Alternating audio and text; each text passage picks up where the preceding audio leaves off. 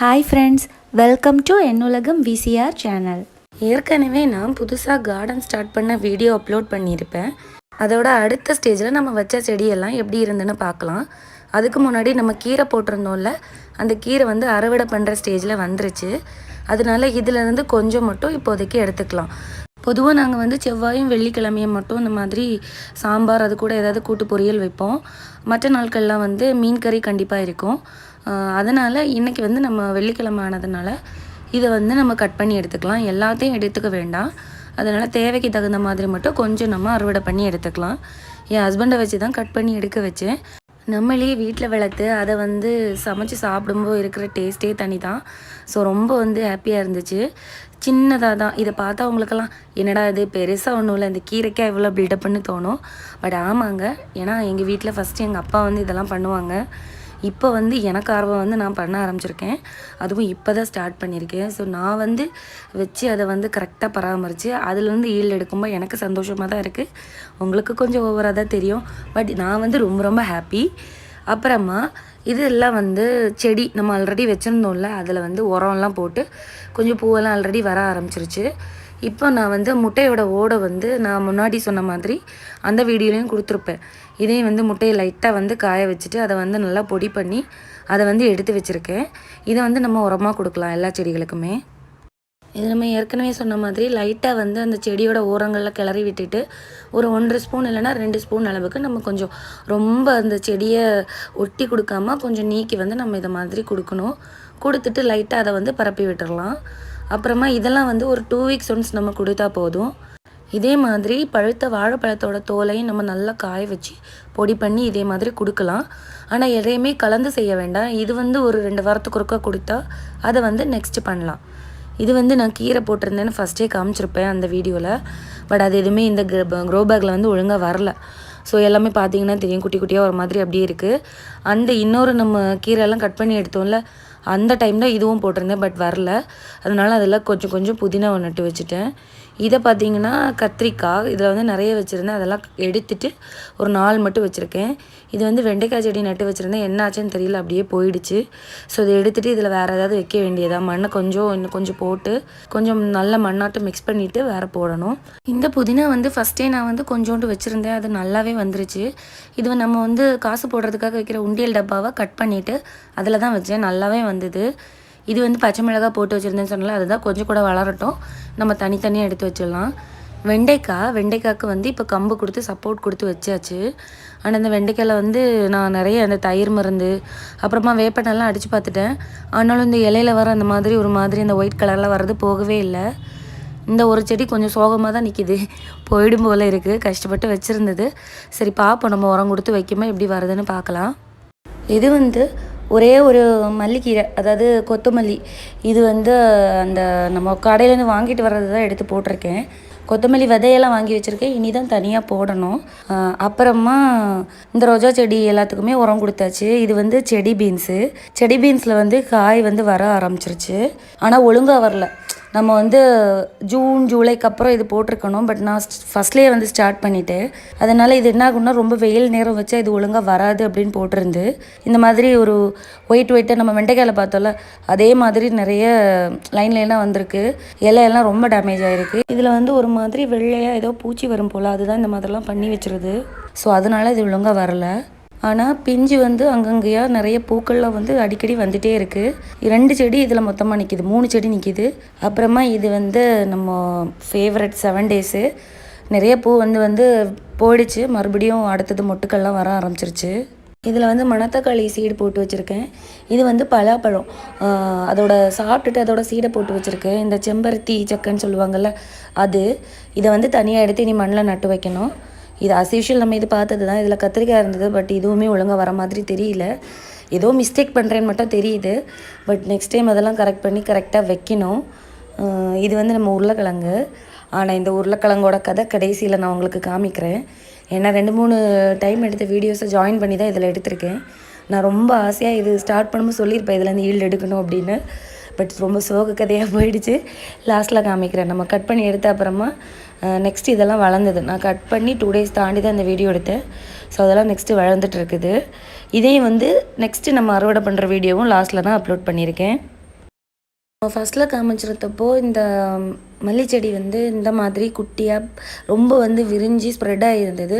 இதெல்லாம் இப்போ வந்து நம்ம கட்டி வச்சுட்டோம். அப்போ வந்து கொஞ்சம் ஹைட்டாக வந்து வேறு செடி எதையும் அஃபெக்ட் பண்ணாமல் கொஞ்சம் கரெக்டாக இருக்கும். இந்த வெண்டைக்காயிலெல்லாம் பூ வந்து அதுக்கப்புறமா காயும் வர ஆரம்பிச்சிருச்சு. ஸோ எல்லாம் அந்த மல்லிச்செடி வந்து ஒரு 3 நாள் நின்றுது. எல்லாத்தையுமே வந்து சேர்த்து கட்டி வச்சாச்சு.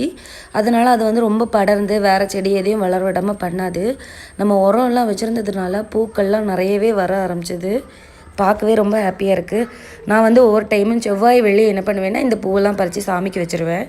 ஸோ அதனால ரொம்பவே யூஸ் ஆகுது எனக்கு. இந்த செடி வந்து எங்கள் வீட்டில் நின்றுச்சு. இது வந்து வாங்கியே ஒரு 10லேருந்து 15 வருஷம் இருக்கும். எங்கள் அப்பா வந்து முன்னாடியே வாங்கி வச்சது. அது வந்து கிழங்கு மாதிரி டைப் தானே. இது ரொம்ப காஸ்ட்லியான செடியும் கூட. அதை வந்து நட்டு வச்சுருக்கேன். அதில் பூவுற வீடியோவும் லாஸ்ட்டில் நான் காமிக்கிறேன். இப்போ இது வந்து பாவக்காயிலெல்லாம் பார்த்திங்கன்னா பிஞ்சு வந்து நிறையவே வர ஆரம்பிச்சிருச்சு. இது பார்க்கும்போது ரொம்ப சந்தோஷமாக இருக்குது. எங்கள் அப்பா முன்னாடி இந்த மாதிரி செடியெல்லாம் வளர்ப்பாங்கன்னு சொன்னால அப்போ வந்து பாவக்காயெல்லாம் நிறையவே ஈல்டு எடுத்திருக்கோம். இப்போ நான் வந்து வச்சுருக்கேன். இதெல்லாம் வந்து கரெக்டாக அந்த கயரெல்லாம் வச்சு கட்டி கொடுத்தது என்னோடய ஹஸ்பண்ட் தான். அதுக்கு முன்னாடி நான் வந்து இதை எப்படி செட் பண்ணலான்னு பார்த்துட்டு இருந்தேன். பட் அவங்க வந்து கரெக்டாக கொடுத்துட்டாங்க. நம்ம எல்லா செடிகளுக்குமே மேக்ஸிமம் வந்து கம்பு வச்சு சப்போர்ட் கொடுத்தாச்சு. இது வந்து பிச்சி செடி. பக்கத்தில் இதோ இருக்குல்ல, இது என்னோடய ட்ராகன் ஃப்ரூட் கனவு. ட்ராகன் ஃப்ரூட் வந்து இதிலேருந்து வளர்க்க முடியுமான்னு எனக்கு தெரியாது. பட் நான் வந்து சீடு போட்டு இதை வர வச்சுட்டேன். ஆனால் நிறைய பேர் வந்து சொன்னாங்க இந்த ஸ்டேஜ்லேயே இது ஸ்டாப் ஆகிடும், இதுக்கப்புறம் வராது அப்படின்னு. பட் எப்படி வருதுன்னு பார்க்கலாம். நான் ரொம்ப வந்து தண்ணியெல்லாம் இதில் விடுறதில்ல. கொஞ்சம் கையில் எடுத்து தான் தெளித்து விடுறது. ஏன்னா இது வந்து ரொம்ப தண்ணி இருந்ததுன்னா அழுகி போயிருமா வேறலாம். இது வந்ததுன்னா இதை கரெக்டாக மெயின்டைன் பண்ணி எடுக்கணும். வேறு தனியாக எடுத்து வச்சு, அப்படி இல்லைன்னா ஆர்டர் பண்ணி கூட வாங்கலாமாமே. அப்படியாவது வாங்கி ட்ராகன் ஃப்ரூட் வைக்கணும்னு எனக்கு ரொம்ப ஆசை. அப்புறமா இன்னொரு பாவக்காய் வந்து இதில் வந்து கெட்டி விட்டுட்டோம். அதுலேயும் வந்து பிஞ்செல்லாம் வந்தது. இது நம்ம எல்லோ ரோஸு மொட்டும் வந்திருக்கு. பூவும் நிறைய நிற்கிது. இதெல்லாம் பார்த்தா அவங்களுக்கு சில்லியாக தோணும். இது வந்து நம்ம ஆனியன் தான். சின்ன வெங்காயம் இருக்குல்ல, அதை வந்து போட்டு வச்சுருக்கேன். நம்ம நூடுல்ஸ்லாம் பண்ணும்போது கட் பண்ணி வந்து அந்த ஸ்ப்ரிங் ஆனியனுக்கு அந்த இலையை வந்து எடுத்துக்கலாம்ல. இந்த ஒரே ஒரு வெண்டைக்காய் மட்டும் ஃபஸ்ட்டே நான் வந்துடுவேன். அது மட்டும் தனியாக வந்துருச்சு.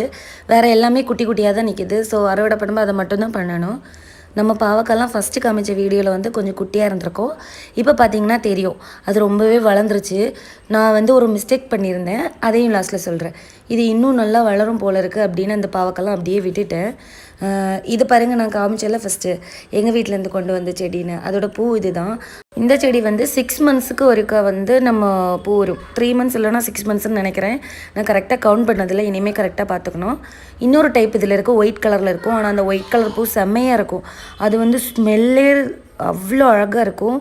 நம்ம பவுட்ரு மாதிரி இருக்கும். இதை பார்த்திங்கன்னா இந்த செடி ஆக்சுவலி நம்ம லைட் ரோஸு. இது கட் பண்ணி விடாமல் ஹைட்டாக வந்ததுன்னு அப்படியே விட்டுட்டேன். அதை கெட்டி வேற விட்டுட்டாங்க. இப்போ பாருங்கள், என்னோடய ஹைட்டு என்னை விட ஹைட்டாகவே அது வந்திருக்கு. இதுக்கப்புறம் அந்த பூவெல்லாம் வந்து போன அப்புறமா கட் பண்ணி பிரான்ச்சஸ் வர வைக்கணும். இதுலேருந்து பாவக்காய் குட்டியாக தான் இருக்குது. இது லாஸ்ட்டு தான் வந்தது. அவ்வளோதான். இப்போ நம்ம அடுத்ததாக அறுவடை பண்ணுற வீடியோவை பார்க்கலாம். இப்போ பார்த்திங்கனாலே உங்களுக்கு தெரியும், நான் வந்து ஒரு பர்சனல் ரீசன்னால் எங்கள் வீட்டுக்கு போக வேண்டியிருந்தது, அதாவது அம்மா வீட்டுக்கு போக வேண்டியிருந்ததுனால என்ன ஆயிடுச்சுன்னா மழை, ரொம்பவே மழை.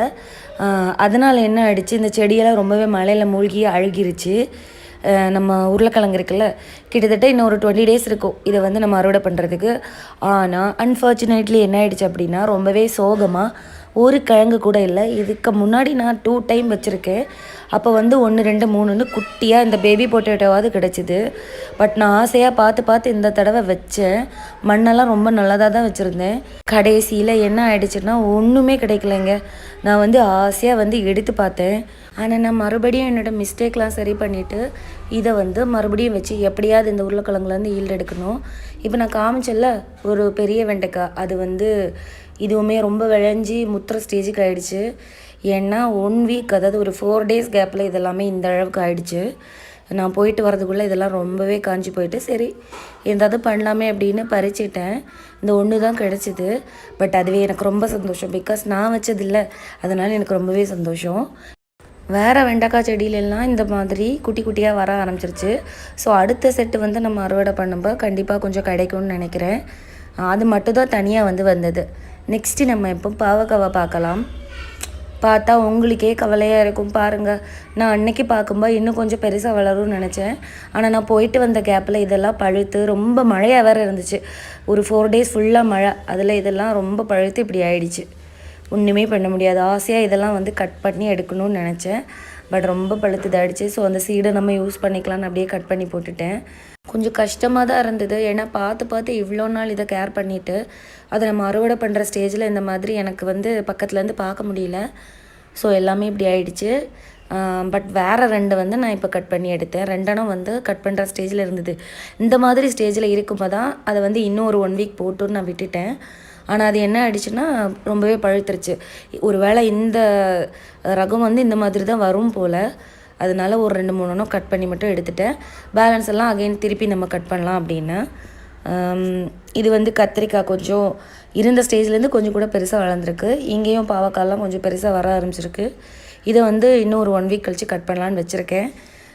இது இந்த செடி நான் ஃபஸ்ட்டே காமிச்சிருப்பேன். இந்த ரோஸில் வந்து எப்பயுமே வந்துகிட்டே இருக்கும், ஸ்டெப்பாக நிறைய இருக்கும். ஸோ ரொம்ப வாடினதெல்லாம் எடுத்துகிட்டு கட் பண்ணி விட்டுடலாம். அப்புறமா ஸ்டார்டிங்கில் சொன்ன மாதிரி நம்ம வந்து கீரை வந்து ஒரு டைம் வந்து நம்ம கட் பண்ணி எடுத்தோம். அது வந்து அடுத்த ஸ்டேஜில் நின்னதெல்லாம் வளர்ந்துருச்சு. அதையும் நம்ம இப்போ கட் பண்ணி எடுத்துடலாம். பாருங்கள், ஃபஸ்ட்டு நம்ம இந்த பேக்லேருந்து எடுத்தோம். இப்போ இந்த பெரிய பேக்கில் வந்து எல்லாமே பெருசாகிடுச்சு. ஸோ இன்றைக்கி நம்மளோட அறுவடை இவ்வளோ தான்.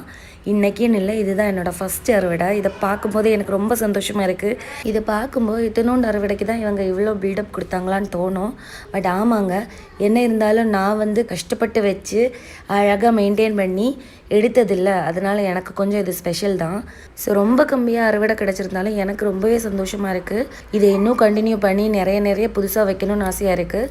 பட் இந்த தக்காளி சாப்பிட்ற ஐட்டம்லாம் மெயினாக வச்சோன்னா குரங்கு வந்துடும். அதனால் என்ன பண்ணலான்னு யோசித்து அதுக்கு தகுந்த மாதிரி வைக்கலான்னு இருக்கேன். ஸோ என்னோடய இந்த சின்ன அறுவடை வீடியோ உங்களுக்கு பிடிச்சிருந்தேன்னா ஒரு லைக்கை போட்டுட்டு அப்படியே சப்ஸ்கிரைப் பண்ணிடுங்க. தேங்க்யூ.